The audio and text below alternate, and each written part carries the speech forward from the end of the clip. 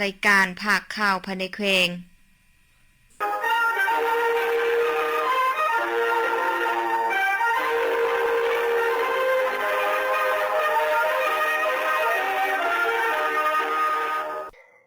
ท่านผู้ฟังที่เคารพต่อไปจะให้ประธานมาฟังข่าวภายในแขวงที่มีหัวข้อข่าวพร้อมเนื้อในดังต่อไปนี้หน่วยพักเสนาหักการผลิตและหน่วยพักก่อสร้างเทคนิคที่ขึ้นกับคณะพักฮักทานห้องพลาธิการปกสแขวงพงศาลีเอามาส่วนผู้ก้าวหน้าเข้าเป็นสมาชิกพรรค3ห้องพิธีดังกล่าวได้จัดขึ้นในวันที่22เมษายน2026ที่สโมสรกองบัญชาการปกสแขวงพงศาลีโดยการเป็นประธานและให้เกียรติเข้าร่วมของสหายพันเอกบุญเลียนแสนวงศ์คณะประจำพรรครองหัวหน้ากองบัญชาการปกสแขวงพงศาลีมีสหายพันโทบุญประเสริฐสัญญเทศคณะพรรคฮักทานห้องพลาธิการหัวหน้าห้องพลาธิการมีคณะหน่วยพรรคอ้อมข้างตั้งหน้าจากแผนกพรรคองค์การจัดตั้งมหาชนองค์การเมืองปกสแขวงตลอดฮอดสมาชิกพรรคสมบุญและสำหองเข้าร่วมในพิธีทรายพันโทกันยีไสยเสร็จของหัวหน้าหน่วยพรรคทรัพย์สินและเทคนิคได้ขึ้นผ่านมติตกลงขององค์คณะพรรคกองบัญชาการปกสแขวงพงศาลีเลขที่417ทับอพกปกสพลลงวันที่18เมษายน2026และเลขที่418ทับอพปกสพลลงวันที่16เมษายน2026ว่าด้วยการรับเอามหาชนผู้ก้าวหน้าเข้าเป็นสมาชิกพรรค3ห้องจำนวน2สหายหญิง1สหายในโอกาสที่มีความหมายความสำคัญดังกล่าวสหายพันเอกบุญเลียนแสนวงศ์คณะประจำพรรคได้คืนอธิบายความหมายของธงชาติธงพรรคลัทธิมาร์กเลนินให้บรรดาสหายที่ได้รับเข้าเป็นสมาชิกพรรค3ห้องในครั้งนี้ได้รับรู้แล้วนำเอาไปแนวทางเปลี่ยนแปลงใหม่ของพรรคในแต่ละระยะไปจัดตั้งพันขยายเอาใจใส่เป็นเจ้าการในการเฮ็ดหน้าที่เวียกงานป้องกันความสงบทางด้านการเมืองและความเป็นระเบียบเรียบร้อยทางด้านสังคมเป็นเจ้าการในการเฮ็ดหน้าที่เวียกงานวิชาเฉพาะของตนด้วยความบริสุทธิ์สัตย์ซื่อและก้าวไปถึงการยัดได้ชัยชนะก็คือผลสำเร็จมาสู่กลุ่มกองของตนตามการมอบหมายของพรรครัฐและคันถึงมอบหมายให้พร้อมทางกล่าวแสดงความยินยอสมเสยต่อผลงานอันสมเกียรติและผลสำเร็จอันสง่างามต่อสมาชิกพรรค3ห้องที่ได้ตั้งหน้าฝึกฝนหล่อหลอมตนเองในทุกด้านจนสามารถรับเอาเข้าเป็นสมาชิกพรรคประชาชนปฏิวัติลาวและเน้นหนักให้เอาใจใส่เป็นเจ้าการปฏิบัติแนวทางนโยบายของพรรคระเบียบกฎหมายของรัฐและทุกมติคำสั่งที่ทางการจัดตั้งคันถึงวางออกในแต่ละระยะโซกคูหำเหียนเอาบรรดาทฤษฎีมาร์กเลนินและแนวคิดประธานไกรสอนพรหมวิหารเสื้อสู่ความเป็นเจ้าการเต้าห่มความสามัคคีพร้อมทางเกี่ยมพร้อมประกบส่วนเข้าในทุกของเขตเวียกงานที่การจัดตั้งคันถึงมอบหมายให้มีผลสำเร็จเมืองบุญเหนือสร้างขบวนการออกแห่งงานรวมเพื่อกะเกี่ยมความพร้อมรอบด้านให้แก่พิธีประกาศสร้างตั้งตาแสงใหม่เพื่อเป็นการสร้างบรรยากาศฟดฟื้นและกะเกี่ยมความพร้อมรอบด้านให้แก่พิธีประกาศสร้างตั้งตาแสงเมืองบุญเหนือแขวงพงศาลีที่จะมาถึงให้มีความสงบเป็นระเบียบเรียบร้อยและจบงามอนุกรรมการกระบวนการได้ปฏิบัติตามทิศชี้นำของคณะนำเมืองสมทบกับภาคส่วนเกี่ยวข้องสร้างกระบวนการออกแห่งงานรวมกว้างขวางในทั่วเทศบาลเมืองยังมีความรับผิดชอบสูงนี้ในตอนเช้าวันที่22เมษายน2026การสร้างกระบวนการออกงานครั้งนี้มีบรรดาพนักงานรัฐกรจากทุกห้องการข้างเมือง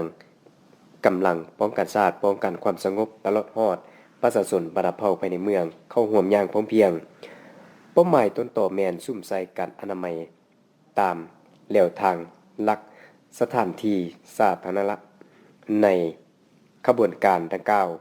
ได้พร้อมกันซุ่มใส่กันอนามัยปัดกวดตัดหญ้าเก็บขี้เหงื่อตามเส้นทางและบริเวณสถานที่อ้อมค้างสำนักงานองค์การปกครองเมืองมีบรรยากาศเต็มไปด้วยความเบิกบานม่วนซื่นและมีความรับผิดชอบสูงแสดงให้เห็นถึงน้ำใจและเป็นเจ้าการเพื่อเฮ็ดให้ใบหน้าของเมืองมีความสะอาดสวยงามนอกจากการสร้าง ความเป็นระเบียบเรียบร้อยแล้ว กิจกรรมนี้ยังเป็นการแสดงให้เห็นถึงความสามัคคีเป็นจิตหนึ่งใจเดียวของทั่วปวงชนภายในเมืองบุญเหนือที่มีความตื่นตัวและภาคภูมิใจต่อกับบัดกาวขยายตัวใหม่ของท้องถิ่นในการสร้างตาแสงเพื่อเฮ็ดให้การบริหารรัฐมีความใกล้ชิดกับประชาชนหลายขึ้น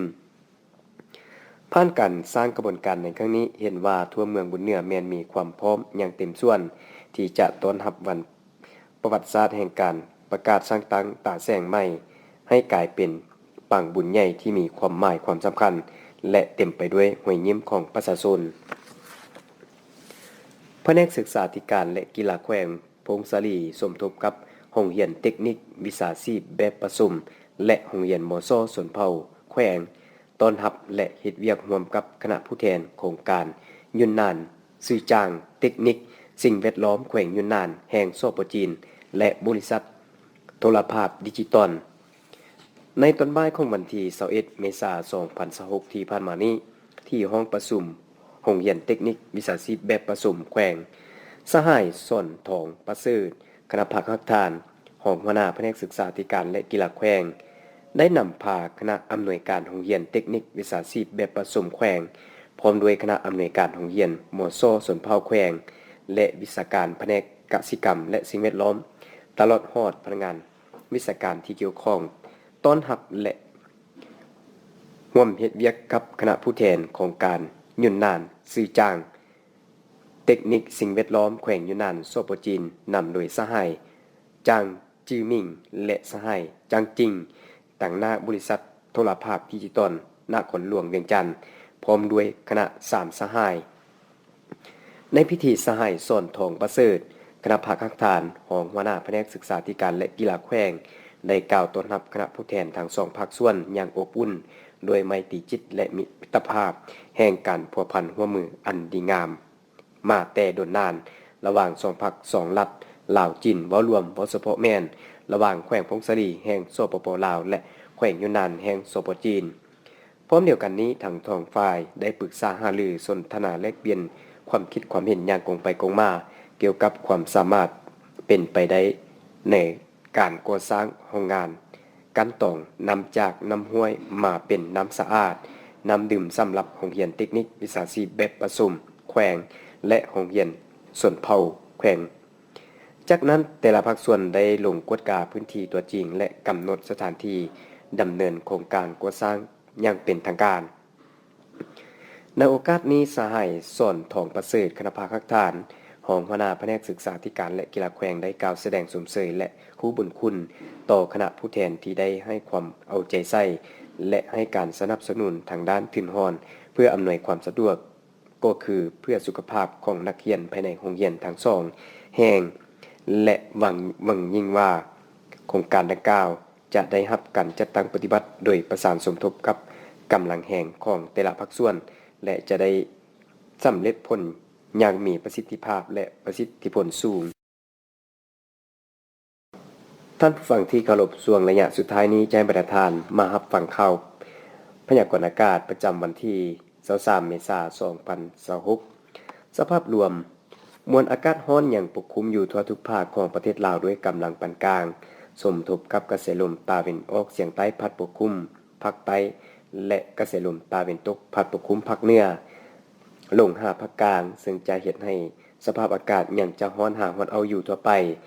และอากาศจะร้อนเอาหลายในตอนบ่ายอยู่บางบ่อนพร้อมจะมีฝนตกฟ้าร้องฟ้าเหลื่อมในระดับค่อยฮับปานกลางและจะมีลมพัดแรงอยู่บางท้องถิ่นในแต่ละภาคดังนั้นจึงแจ้งเตือนถึงประชาชนบรรดาเผ่าองค์การปกครองท้องถิ่นและองค์การจัดตั้งทุกภาคส่วนในแต่ละภาค